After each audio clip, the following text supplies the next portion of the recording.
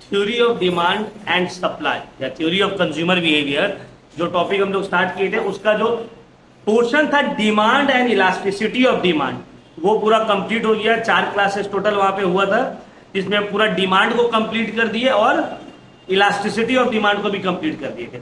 उसका numerical portion बाकी है जो हम सप्लाई के साथ करेंगे। आज जो हम लोग स्टार्ट करने वाले हैं 5th डे है थ्योरी ऑफ कंज्यूमर बिहेवियर का, या फिर अगर सप्लाई वाला बोलोगे तो first day theory of supply का। अब जो नेक्स्ट टॉपिक हम लोग पढ़ेंगे, अब जो 1 दिन या 2 दिन जो भी हम लोग को लगेगा, 2 दिन 2 क्लासेस में भी लग जाए, तो वो होगा supply and elasticity of supply. तो डिमांड हम लोग ऑलरेडी पढ़ चुके हैं, अब हम लोग पढ़ेंगे supply and elasticity of supply. ठीक है, तो सबसे पहले ये समझना है कि सर ये वर्ड सप्लाई का मतलब क्या होता है। What do you mean by supply,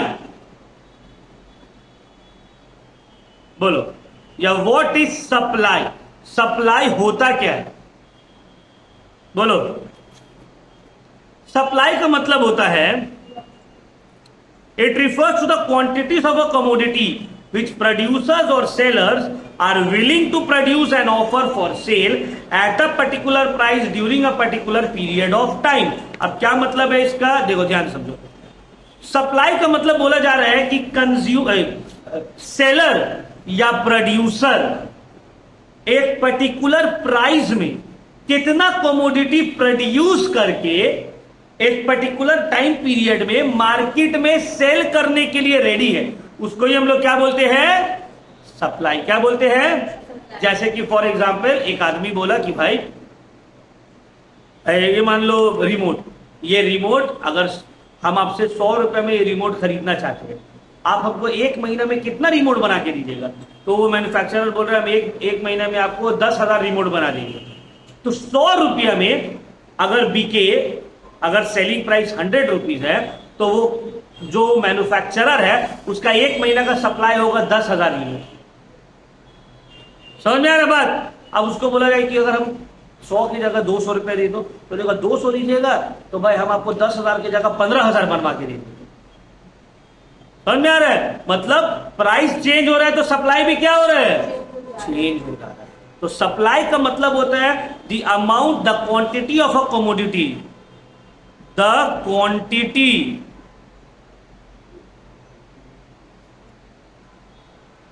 of a commodity that the producers or sellers are willing to produce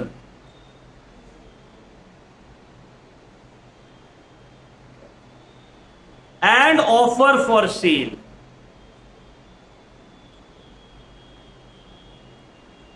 at a particular price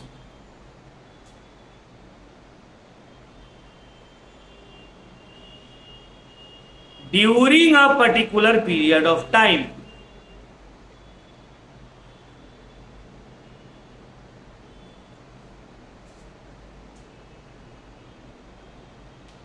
क्या मतलब है सर इसका, देखो यहां पे कुछ इंपॉर्टेंट पॉइंट जो आपको याद रखना होगा, ध्यान रखना होगा।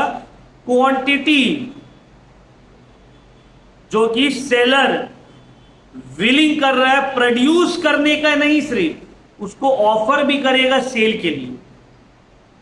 ठीक है, एक पर्टिकुलर प्राइस में और पर्टिकुलर टाइम में। ठीक है, कितना क्वांटिटी एक सेलर या मैन्युफैक्चरर एक पर्टिकुलर फिक्स प्राइस में ड्यूरिंग अ पर्टिकुलर टाइम में प्रोड्यूस करके मार्केट में बेचने के लिए रेडी है, इसको हम लोग क्या बोलते हैं, सप्लाई। क्या बोलते हैं। चलो अब आते हैं, एक बहुत बेसिक चीज है जो बहुत सारे स्टूडेंट लोग कंफ्यूज कर जाते हैं, स्टॉक एंड सप्लाई में। स्टॉक और सप्लाई। सप्लाई तो अभी हम आप लोग को बता दिए, अब स्टॉक का मतलब क्या होता है, what do you mean bye stock. देखो एक किसान है, मान लो एक फार्मर है, वो फार्मर बोला हम एक साल में 1000 केजी चावल उगा सकते हैं। 1000 केजी।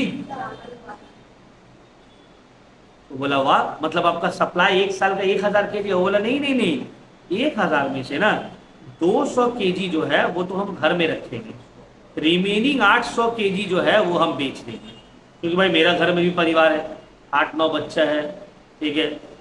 बहुत ज्यादा है। अब क्या कर सकते हैं, गांव में ज्यादा ही रहते हैं। तो यहां पे देखो उसके पास अमाउंट ऑफ कमोडिटी अवेलेबल है 1000 केजी, लेकिन वो बेचने के लिए कितना रेडी है, मतलब उसके पास स्टॉक है 1000 केजी का, लेकिन उसका सप्लाई कितना है 800 केजी। क्लियर हुआ। तो स्टॉक का मतलब होता है total amount of commodity available with the seller, मतलब एक सेलर के पास टोटल कितना अमाउंट अवेलेबल है at a particular point of time, एक पर्टिकुलर डेट में कितना अवेलेबल है। जैसे कि फॉर एग्जांपल आज है 13 अगस्त, तो 13 अगस्त वाले दिन इस सेलर के पास कितना क्वांटिटी अवेलेबल है, दैट इज स्टॉक। वो बेचना कितना मांग रहा है, दैट इज हिज सप्लाई। पता है ना, देखो दुकानदार अपना हर सामान नहीं बेचता है, जैसे कि बाहर कुछ सजा के रखा, तुम बोला ये वाला दीजिए ना, बोले नहीं वो वाला छोड़ दीजिए, आपको अंदर से निकाल के दे, क्योंकि वो उसका शो पीस है, फिक्स्ड है ना, उसको देख के तो तुम अंदर आए दुकान में, तब जाके तुम लोग। अब बहुत सारा बच्चा लोग रहता है, जैसे कि वो बोलते हैं नहीं हमको, जैसे मेरा छोटा भाई था तो याद है, हम लोग एक बार बच्चा में गए थे मार्केटिंग करने, तो वो ना मैनिक्विन के ऊपर जो कपड़ा ये रहता है उसको पसंद आ गया ये वाला, बोला ठीक है चलो, दुकानदार उसको दे रहे, बोला नहीं हमको यही वाला चाहिए, मतलब उससे खुलवा के लिए, मतलब दुकानदार बोला ठीक है बाबू तुम गए वाला दे रहे, मतलब मैनिक्विन से निकाल के जो बच्चा का पुतला था उसको, उसका बेचारा उसको पूरा उसका jeans T shirt V shirt निकाल के फिर उसका पैक कर दिया। होता है चाइल्ड साइकोलॉजी। ठीक है, तो क्लियर हो गया स्टॉक और सप्लाई के बीच का डिफरेंस। चलो नेक्स्ट हम लोग आते हैं, सर जैसे कि डिमांड का डिटर्मिनेंट्स था, उसी तरह सप्लाई का भी तो डिटर्मिनेंट्स होगा। डिमांड का डिटर्मिनेंट्स था, डिटर्मिनेंट्स का मतलब क्या होता है, what are the factors that determine supply demand. Determinants का मतलब होता है क्या क्या फैक्टर्स आपका डिटरमाइन करता है डिमांड को, उसी तरह सप्लाई का भी तो होगा, जिसको हम लोग बोलते हैं डिटर्मिनेंट्स और कैरेक्टरिस्टिक्स सेम नहीं। हाँ, फैक्टर्स इफेक्टिंग डिटर्मिनेंट्स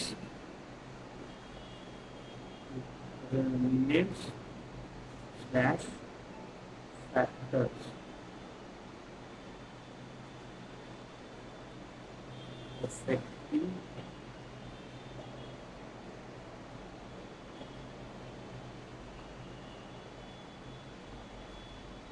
डिटर्मिनेंट्स या फिर फैक्टर्स अफेक्टिंग सप्लाई। क्या मतलब है इसका, आपको जैसे कि डिमांड में आपको लगता है सर हमको चाहिए था इसीलिए हम खरीदे, नहीं, बहुत सारा फैक्टर्स है जो आपका डिमांड को डिटरमाइन करने में हेल्प करता है ना, उसी तरह बहुत सारा फैक्टर्स है जो आपका सप्लाई को भी डिटरमाइन करने में हेल्प करता है।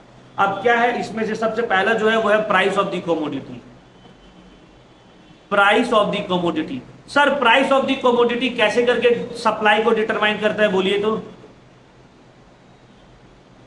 हायर द प्राइस, प्राइस अगर ज्यादा है तो सप्लाई क्या होगा, ज्यादा होगा।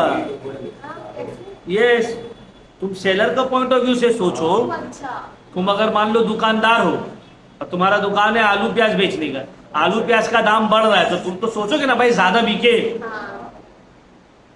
तो price of the commodity and supply of the commodity they are directly proportional, मतलब जैसे जैसे एक सामान का दाम बढ़ेगा उसका प्राइस भी, सॉरी जैसे जैसे एक सामान का प्राइस बढ़ेगा उसका सप्लाई भी क्या होगा, और जैसे जैसे एक सामान का दाम घटेगा उसका सप्लाई भी कम हो जाएगा। क्लियर हुआ, समझ में आया।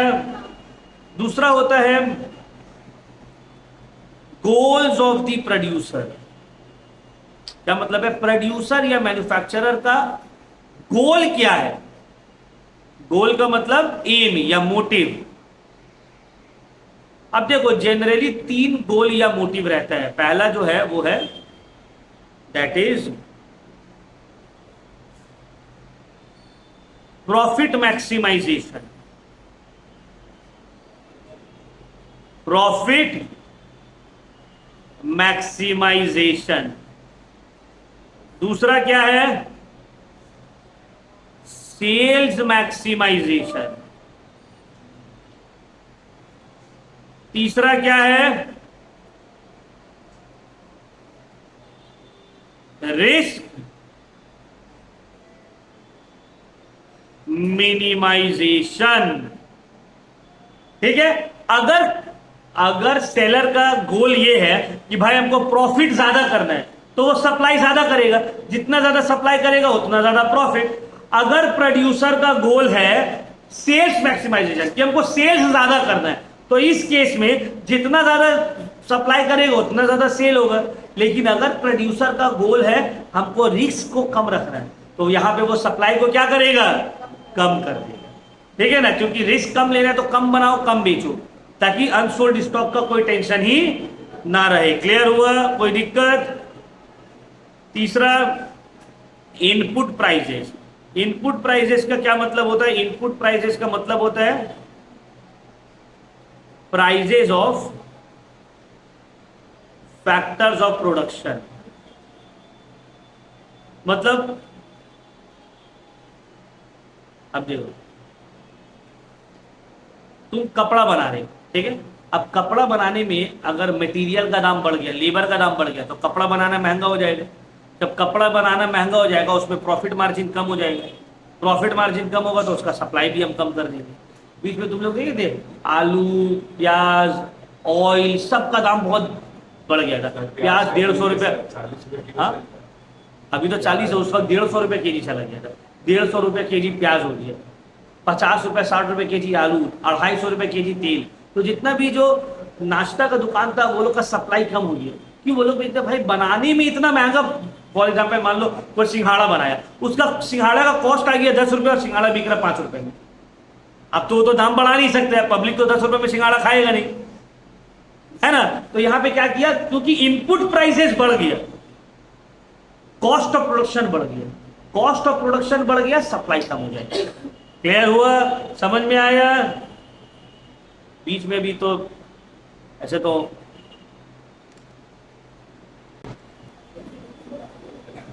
ठीक है, समझ में आया? चलो नेक्स्ट, इनपुट प्राइसेस हो गया। Next is technique of production. Technique of production क्या मतलब है? टेक्निक ऑफ प्रोडक्शन का what do you mean bye technique of production? बोलो। एक कमोडिटी को बनाने में आप कौन सा टेक्निक यूज कर रहे हैं? हाँ, मैनुअली या मशीन। अगर टेक्निक में चेंजेस आता है तो सप्लाई में चेंजेस आएगा। भाई हम तुमको दे दिया, लो 10 केजी मसाला पीसो, कैसे सील लो लिया मैं हाथ से, और एक को बोल दिया 10 केजी मसाला पीसो, लो तुमको मिक्सर दे रहे, तो दोनों का स्पीड सेम होगा क्या? नहीं भाई, एक को आप दिए मतलब नया टेक्नोलॉजी से वो कर रहा है, ये बेचारी अपना हाथ से कर रही है, इसको तो हो सकता है 2-3 दिन लग जाए, और ये क्या, ये तो मशीन से कर रही है, इसको तो 1-2 घंटा में इसका हो जाएगा। तो टेक्निक ऑफ प्रोडक्शन भी जो है वो सप्लाई को डिटरमाइन करना है। ठीक है, टेक्निक ऑफ प्रोडक्शन, अगर टेक्निक ऑफ प्रोडक्शन में इंप्रूव हुआ सप्लाई भी इंक्रीज होगा। ठीक है, एंड वाइस वर्सा। फिर आते हैं हम लोग prices of related commodities. Prices of related commodities.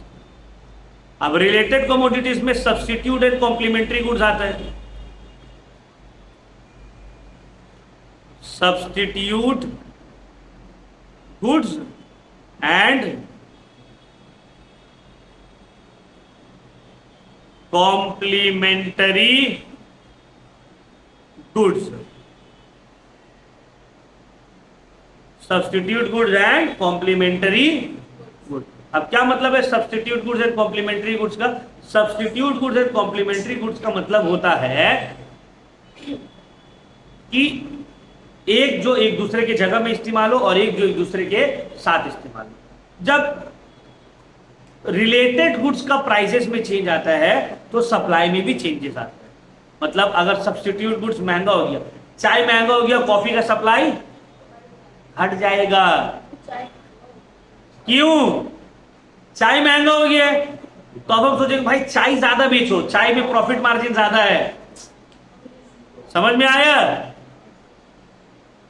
तो when the price of one substitute goods increases, the supply of other will decrease and vice versa. Complementary goods में भी ऐसे होता है, पेट्रोल महंगा हुआ, कार का सप्लाई कम हो जाएगा, क्योंकि पेट्रोल लोग कम खरीद रहे हैं, तो ऑटोमेटिकली कार कम बनेगा। क्लियर हुआ? तो यहां पे याद रखना, जब एक रिलेटेड गुड्स का प्राइस बढ़ता है तो दूसरा रिलेटेड गुड्स का सप्लाई डिक्रीज हो जाता है। ठीक है? तो ये सब फैक्टर्स है जो आपका सप्लाई को इफेक्ट करता है, सप्लाई को इंपैक्ट करता है। क्लियर हुआ? कोई दिक्कत? चलो नेक्स्ट हम लोग आते हैं लॉ ऑफ सप्लाई में। जैसे लॉ ऑफ डिमांड था, वैसे यहां पे है law of supply.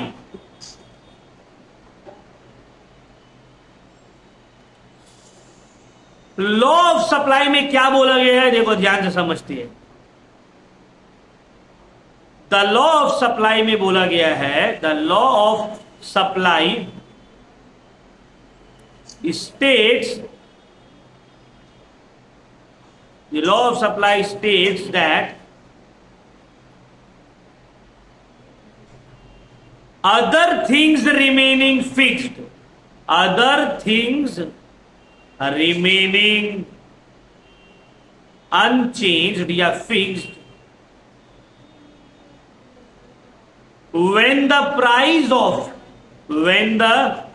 price of any commodity increases,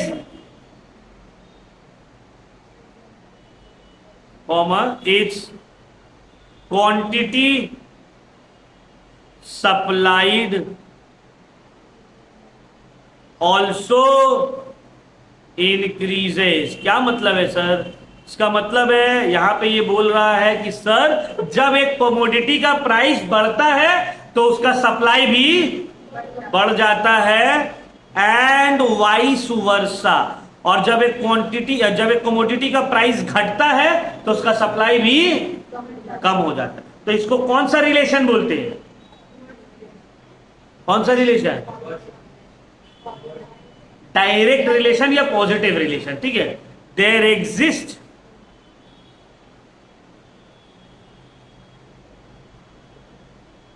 a direct relation या फिर डायरेक्टली प्रोपोर्शनल,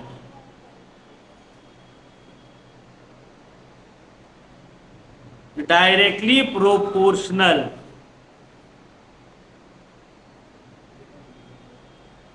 बिटवीन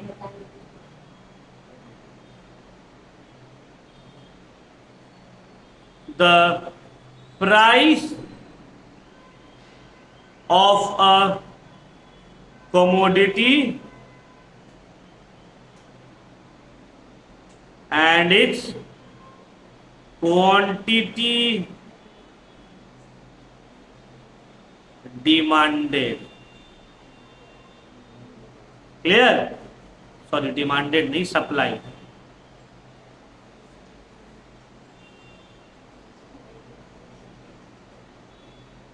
प्राइस और क्वांटिटी सप्लाइड के बीच में डायरेक्ट रिलेशन है, डायरेक्टली प्रोपोर्शनल है। एक बढ़ेगा तो दूसरा भी बढ़ जाएगा, और एक घटेगा तो दूसरा भी घट जाएगा।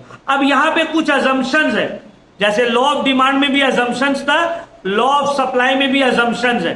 क्या क्या अजम्पशन है? पहला है देयर शुड बी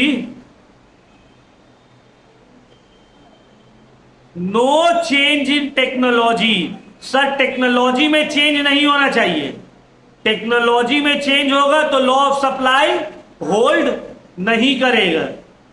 दूसरा, there should be no change in input prices, raw material का प्राइसेस में कुछ चेंजेस नहीं होना चाहिए। तीसरा, there should be no change in prices of related goods.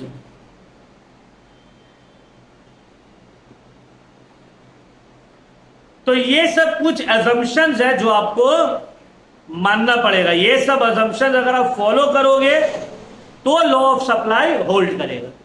Clear, समझ में आया? कोई प्रॉब्लम? तो याद रखना है भाई, सप्लाई का क्या मतलब है अभी जो पढ़ा है। What do you mean by supply, what are the determinants और factors affecting supply, what is law of supply, law of supply का असम्पशन क्या है। ठीक है, अब आएंगे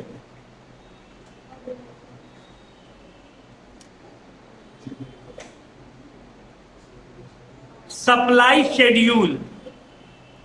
जैसे डिमांड शेड्यूल था उसी तरह है सप्लाई शेड्यूल। क्या है supply schedule? It is a tabular, it is a tabular representation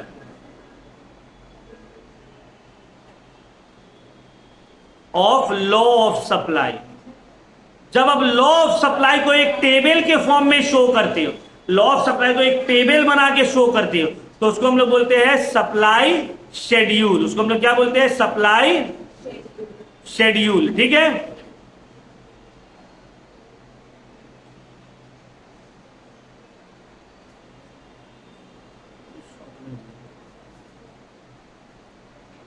अब ये भी दो तरह का होता है। एक होता है इंडिविजुअल सप्लाई शेड्यूल।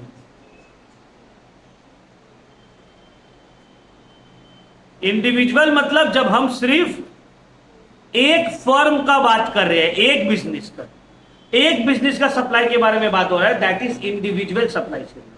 और जब हम पूरा इंडस्ट्री का, जैसे कि फॉर एग्जांपल मान लो सिर्फ एक कंपनी मिलके कितना बुक्स प्रोड्यूस कर रहा है, दैट इज इंडिविजुअल सप्लाई। पूरा जितना भी मैन्युफैक्चरर है, जितना भी इंडस्ट्री में जो भी बुक प्रिंटिंग वाला बिजनेस है, वो लोग सब मिलकर एक साल में कितना प्रोड्यूस कर रहे हैं, that is market supply schedule.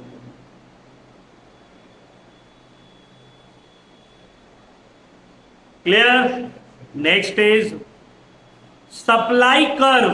क्या मतलब है सप्लाई कर्व का? What do you mean by supply curve? Supply curve का मतलब होता है इट इज अ ग्राफिकल और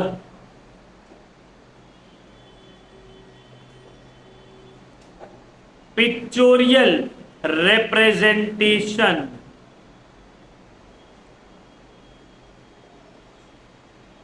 ऑफ लॉ ऑफ सप्लाई। जब आप लॉ ऑफ सप्लाई को एक ग्राफ के फॉर्म में शो कर रहे हैं, देखो इस तरह का ग्राफ है, इस तरह का ग्राफ, ये हो गया सप्लाई कर्व।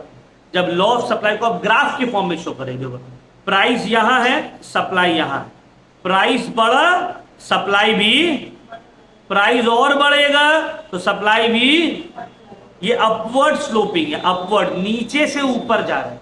डिमांड कर्व ऊपर से नीचे आता है, डाउनवर्ड स्लोपिंग, ये अपवर्ड स्लोपिंग। ठीक है ना, सप्लाई कर्व।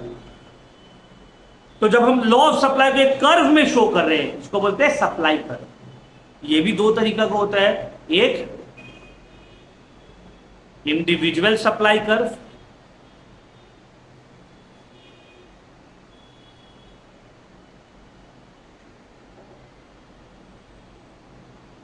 और दूसरा होता है मार्केट सप्लाई कर्व। जब एक आदमी का, या एक आदमी नहीं, एक इंडस्ट्री के सप्लाई को आप शो कर रहे हैं तो दैट इज इंडिविजुअल। जब पूरा मार्केट का सप्लाई को आप शो कर रहे हैं दैट इज मार्केट सप्लाई। ठीक है, कर्व ऐसे ही हो, देखो डिमांड कर्व ऐसे होता है, डाउनवर्ड स्लोपिंग, सप्लाई कर्व होगा अपवर्ड। क्लियर, समझ में आया? इसलिए दोनों का लॉ जो है ऑपोजिट है। लॉ ऑफ डिमांड में क्या था? प्राइस बढ़ रहे तो डिमांड घट रहा है, प्राइस घट रहा है तो डिमांड बढ़ रहा है। और सप्लाई में प्राइस बढ़ रहा है तो सप्लाई भी बढ़ रहा, प्राइस घट रहा है तो सप्लाई भी। क्लियर हुआ? सप्लाई कर्व हो गया। अब आते हैं सप्लाई फंक्शन में। What do you mean by supply function?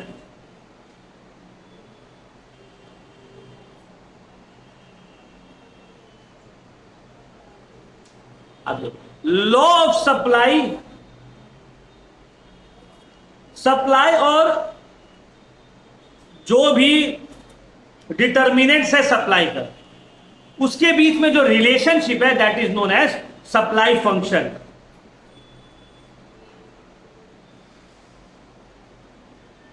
The relationship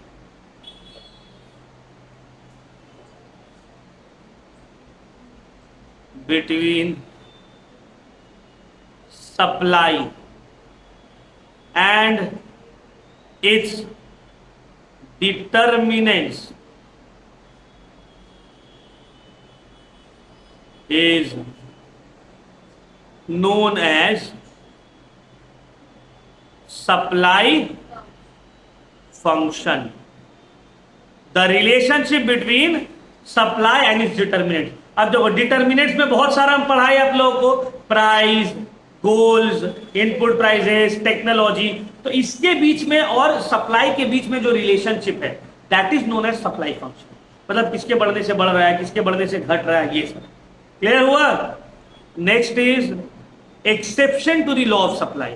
sir हम आप लोगों को पढ़ाए हैं ये चीज कि भाई प्राइस बढ़ेगा तो सप्लाई बढ़ेगा, प्राइस घटेगा तो सप्लाई घटेगा.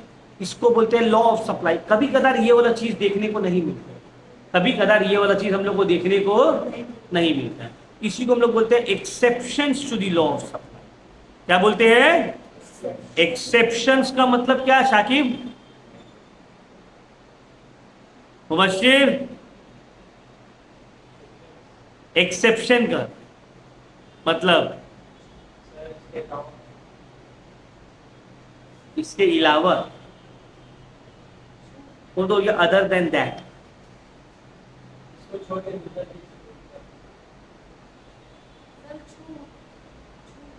जो नॉर्मल रूल को फॉलो नहीं करता है उसको ही क्या बोलते हैं?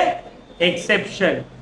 जो नॉर्मल रूल को फॉलो नहीं करता है that is known as exception. जैसे कि तरबूज काटो तो क्या होगा?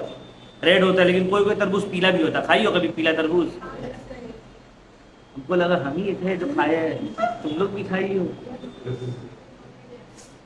तो तरबूज जनरली होता है लाल, लेकिन कोई कोई तरबूज हो जाता है अंदर से पीला. That is an exception.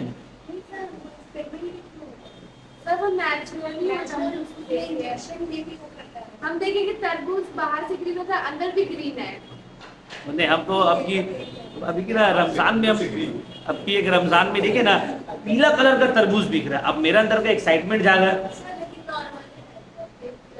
सब कुछ नॉर्मल रहता है, टेस्ट भी नॉर्मल रहता है, बट उसका कलर अलग रहता है. तो हम बोले मेरे अंदर का, हम बोला कि भाई को थोड़ा सा बेच दो. तो बोला नहीं, ऑर्डर का है ऑलरेडी, मतलब एक आदमी खरीद लिए. तो फिर हम जैसे तैसे करके उसको मना के बहला के फंसा के 250 वो लिया. और कितना नॉर्मल तरबूज 40 रुपए. हाँ, फिर हम घर में ले गए. हमको लगा घर में आज तक कोई देखा नहीं होगा. फिर अम्मी बोली हाँ ये तो होता है. तो अब कितना में लिया? अब हम दाम बोलने में डर रहे. नॉर्मल था 40 रुपए, हम लिया 160 रुपए केजी में, फिर 240 रुपए में. हम बोले ऐसी ले लिए. फिर जब उसको इफ्तार हुआ खाए तो देख रहे एकदम same taste, normal taste, colour अलग है. मतलब हम अपना लाइफ में पहला बार देखा ना, हमको इसका कोई आइडिया नहीं था. बोले तेरा पीला था, पहले तो बोला था ना कलर उलर मार के है. बोला नहीं ऐसी है ये. बोला चलो फिर खाए तो नॉर्मली टेस्ट, आपको ऐसा डिफरेंस नहीं था. स्क्वायर तरबूज तो आज तक हम नहीं देखे. अच्छा, अब वही देखा रेड कलर का तरबूज की जगह जो था वही है. ठीक है, ये हो गया exception to the law of supply. ठीक है, तो वो जो जनरल रूल को फॉलो नहीं करता उसको हम लोग क्या बोलते हैं? एक्सेप्शन. अब जनरल रूल क्या है सर? जनरल रूल ये है कि प्राइस बढ़ेगा तो सप्लाई भी बढ़ेगा, प्राइस घटेगा तो सप्लाई भी घटेगा. This is the general rule. अब जो इस जनरल रूल को फॉलो नहीं करेगा वो एक्सेप्शन हो गया. सर कौन कौन सा ऐसा रूल है जो जनरल रूल को फॉलो नहीं कर रहा है, उसको हम लोग अभी पढ़ेंगे. ठीक है, number 1,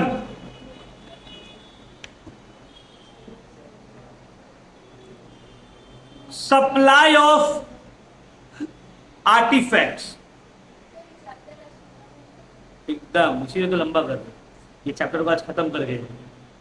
supply of artefacts. Artefacts का मतलब होता है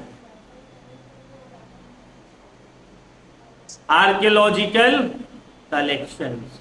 क्या तुमको भूख भूख लग रहा है? बोलो, खाने पीने का इंतजाम कर देंगे हम। आप अपने तरफ से करवाने तो चलिए। ठीक है, सप्लाई ऑफ आर्टिफैक्ट्स। अब आर्कियोलॉजिकल कलेक्शन जो है, इसका जो सप्लाई है वो फिक्स्ड है। क्या मतलब है? अब मान लो मुगल पीरियड का कुछ कॉइन्स है जिसका प्राइस बहुत बढ़ रहा है, अचानक से न्यूज में आ गया, उसका प्राइस बहुत बढ़ने लगा। अब मुगल पीरियड का कॉइन्स का प्राइस बढ़ रहा है तो उसका सप्लाई बढ़ जाएगा। तो क्या वापस से अकबर को बोलोगे कबर से उठ के वापस से छापे? वो छापेगा भाई, उसको तो बेचारा को जो करना था करके चला गया, है ना। तो मुगल का जितना राजा था, जो भी था, जो भी उन लोग का किंग था, जितना छापना था छाप के निकल लिया उन लोग।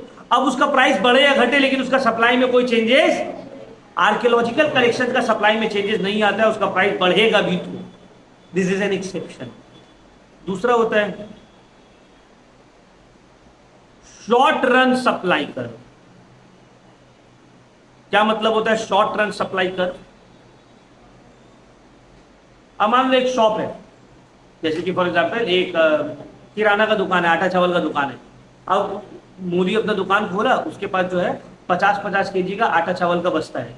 कोई आदमी आया, बोला भाई हमको 500 केजी चाहिए चावल। वो बोला हाँ हो जाएगा। कब चाहिए? बोले बोले अभी चाहिए। अभी तो नहीं होगा भाई, अभी मेरे पास 85 केजी है। बोले नहीं अभी का अभी दो, तो दे पाएगा?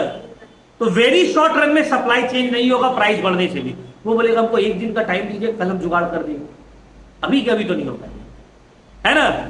उसी तरह से मान लो खेत में अनाज लग चुका है, अब कटने वाला है, फसल कटने वाला है, कोई फल है कटने वाला है, जैसे कि प्याज कटने वाला है कि प्याज का दाम बहुत बढ़ गया।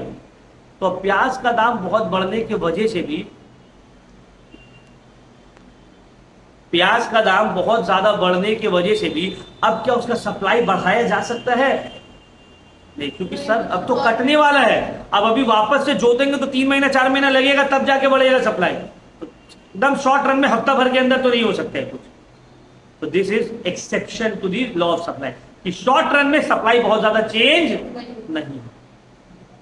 Last and very important, backward bending supply curve.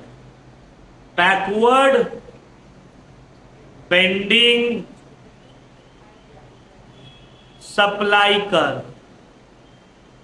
Backward bending supply curve, ये देखा जाता है supply of labour. Supply of क्या मतलब है? देखो,